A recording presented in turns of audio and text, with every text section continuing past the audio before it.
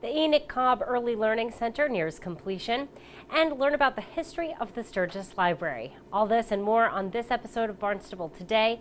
It's Monday, August 3rd, 2015. I'm Sarah Mantle.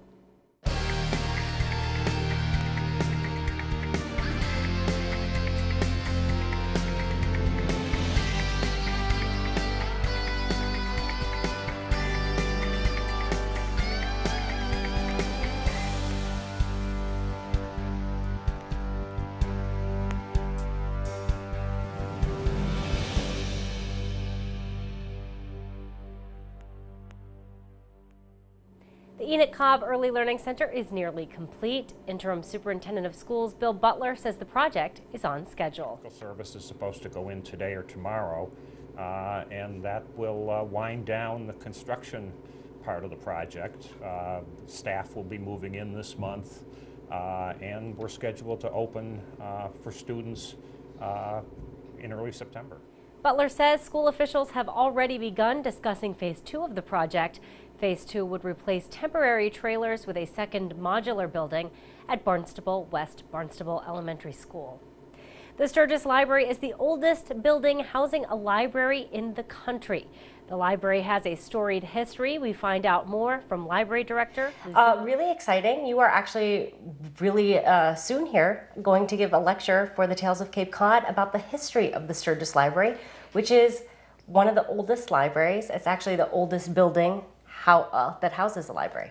That's right. It's kind of a hard distinction to come up with. We have a little thing on our website that outlines all the oldest libraries in the country, but we're the oldest building housing a library, as you say. The building was built in 1644 as a meeting house. It was a home, and then it became a library in 1867. So in our talk at Tales of Cape Cod, which is on August 3rd at 7 o'clock, I'm going to talk about who lived in the building, when it was built, kind of the evolution, that evolution of it from a meeting house to a library. And the archaeologists who worked on our historic structures report study are going to show the evidence that they found that supports that it really is built in 1644, and the artifacts that they found, and some of the artifacts that we found as well. Everything from original window glass to a hoop and marbles, buttons, broken pieces of dishes that they all found in the attic and in the basement. So now, how long did it take to have the archaeologists come in here and look at some of these things? How long did it take them to evaluate some of these items? Well, it was probably a 1.5-year process where we had experts in the field come in and look at the building, look at the windows, how it was constructed, kind of drill through pieces of the wall. They drilled through the beams, and one of the beams in this room to do the study of the tree rings in the beams so that they could date some of the beams. I think this one dated to the 1690s. We're still trying to find that 1644 beam. They would often reuse materials in the building in different places. This was a much smaller building when it was originally built, so the footprint is very different, and the archaeologists will talk about how they found that original footprint and how the building expanded over time. So it'll be an interesting talk. So interesting, and I think so many people in this area are so interested in the history of our region. And another thing that you do here at the Sturgis Library is you actually house a lot of documents and things. You preserve a lot of things. Right, we do. We have published genealogies, histories, and maritime information. And in addition to that, so people can come and research your family genealogies and look up maritime history and Cape Cod history. We probably have the biggest collection in the country just on those subjects that have to do with Cape Cod. In supporting that, we have our archives downstairs, which is original documents and manuscripts, logbooks, photographs, some artifacts, though, that the Historical Society deals with artifacts and we deal with documents most of the time. But everything from original deeds from the 1600s up through the 19th century, letters, correspondence, just records of businesses, legal records, all kinds of things. So we're actually working on a project to expand those archives, and we're trying to raise the last bit of money we need to build a bigger archives downstairs. We've outgrown ours, and it's not really, the climate control isn't working the way we want. So we got several grants to redo that, as well as redoing our HVAC system, and we're now in the process of raising that last little bit of money.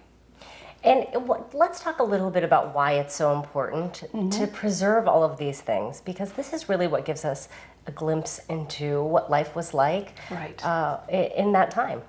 Well, I mean, for instance, we just got a collection of legal documents that even the courthouse doesn't have. The person we got them from, his ancestors were town clerks and justices of the peace.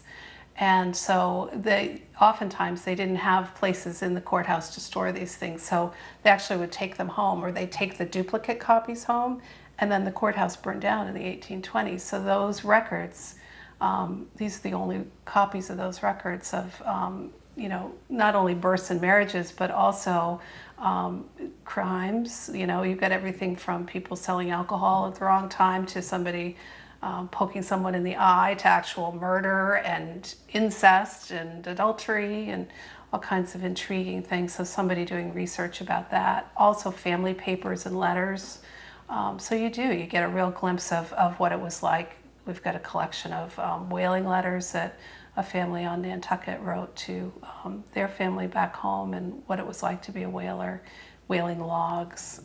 We've got a log from the Sandy Neck Lighthouse, so what it was like to be the lighthouse keeper in the 1840s and 50s. Just really interesting stuff. Riveting. Now, let's say someone's watching right now and saying, I want to come look at some of these things. You have to, do you have to work with a librarian to look at some of these items? How does that work if someone wants to look at some records? They can look on our website, on our collections, archives and collections page. We have a list of all the archival material we have. They can also go to CLAMS, the CLAMS system, and look it up by subject or family name.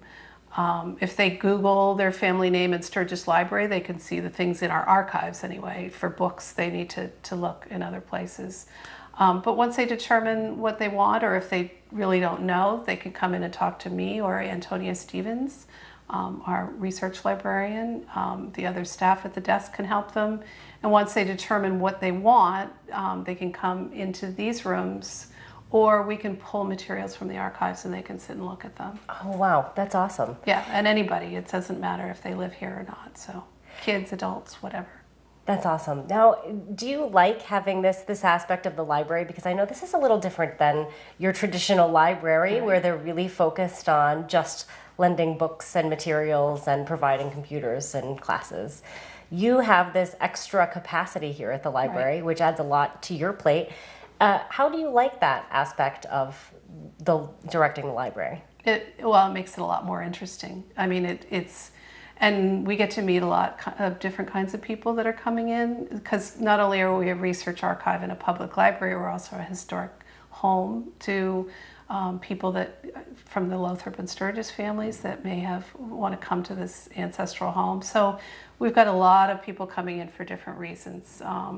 And that makes it interesting, and you know, you don't get bored. So I like that a lot. Remind us once again when your talk will be, because I think after listening to this interview, everyone's going to want to come and see what you have to say. It is August 3rd at Tales of Cape Cod at 7 o'clock. Wonderful. Well, thank you so much, Lucy, for sitting down with us. I really appreciate it. Thanks.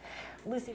And again, Lucy will give the full history of the Sturgis Library tonight at Tales of Cape Cod in Barnstable Village at 7 o'clock. Well, there are no meetings tonight at Town Hall. The Recreation Commission meeting scheduled for tonight has been canceled. Well, be sure to tune in to our hour-long news program, Barnstable This Morning, weekdays at 7 a.m. On tomorrow's show, we will chat with Police Chief Paul McDonald. We'll talk with Director of Public Works Dan Santos. Plus, we'll have all the news and information you need. For Barnstable Today, I'm Sarah Mannel.